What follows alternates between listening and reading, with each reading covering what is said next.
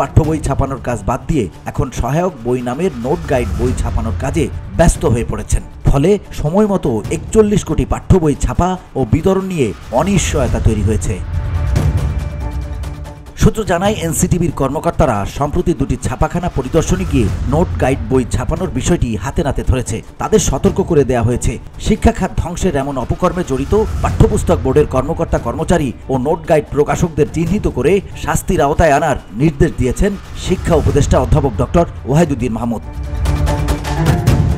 এনসিটিবির chairman professor doctor ABM Riazul Hasan সম্প্রতি সাংবাদিকদের বলেন, অসৎ কাজে জড়িতদের দ্রুত চিহ্নিত করতে ইতিমধ্যে একাধিক কমিটি গঠন করেছে এনসিটিবি। পাঠ্য বই ছাপার বড় ঠিকাদারদের নোট গাইড কোম্পানি রয়েছে। জানা গেছে, গত ১৩ বছর ধরে পাঠ্যপুস্তক বোর্ডের সম্পাদনা শাখা থেকে পাঠ্য বইয়ের পাণ্ডুলিপি, নম্বর বন্টন ও সিলেবাসের আগাম তথ্য নোট গাইড প্রকাশকদের কাছে মোটা অঙ্কের বিনিময়ে হস্তান্তর করা হচ্ছে। যারা পাঠ্য বই ছাপার ঠিকাদারি পায় তাদের মধ্যে বড় ঠিকাদারদের নোট গাইড কোম্পানি রয়েছে।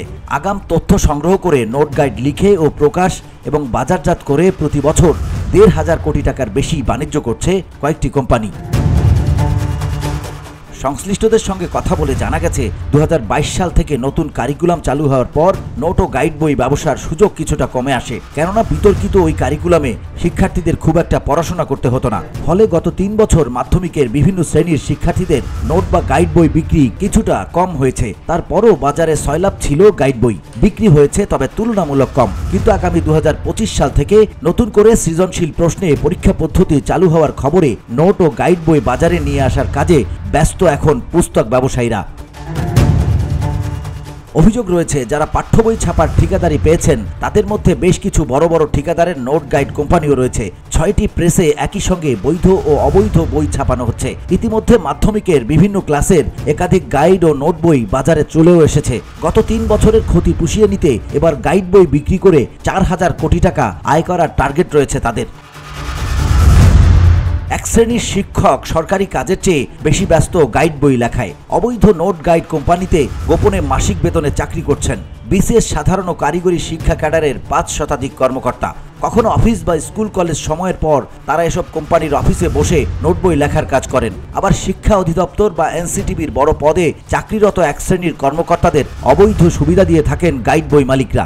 অবসরের পর ওই সব কোম্পানিতে তারা চাকরি শুরু করেন। জানা গেছে, নোট গাইড কোম্পানিগুলোর মালিকদের টার্গেট প্রেষণে অথবা বদলি ভিত্তিক পদায়ন পাওয়া জাতীয় শিক্ষাক্রম ও পাঠ্যপুস্তক বোর্ড, বেসরকারি শিক্ষক নিবন্ধন ও প্রত্যয়ন কর্তৃপক্ষ, মাধ্যমিক ও উচ্চ শিক্ষা অধিদপ্তর, কারিগরি ও মাদ্রাসা শিক্ষা অধিদপ্তর এবং মাদ্রাসা ও ঢাকা শিক্ষা বোর্ডের কর্মকর্তারা।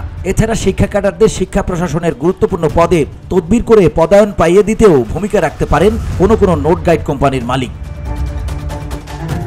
শিক্ষা প্রতিষ্ঠানে ঘুষ প্রদানে ৫০ কোটি টাকা বরাদ্দ।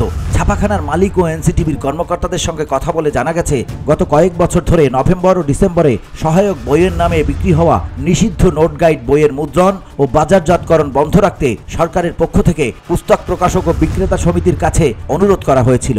একই সঙ্গে খোলা বাজারে এই ধরনের নিষিদ্ধ বইয়ের বিক্রি ঠেকাতে জেলা প্রশাসক ও জেলা পুলিশ সুপারদের চিঠি দেওয়া হয়েছিল। কিন্তু সেসবই ছিল শুধুই লোক দেখানো, কাজের কাজ কিছুই হয়নি।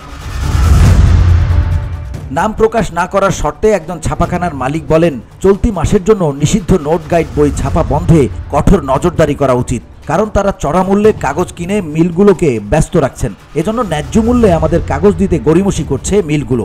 এতে আমরা সরকারি পাঠ্যপুস্তক ছাপাতে নানা রকম প্রতিবন্ধকতার শিকার হচ্ছি।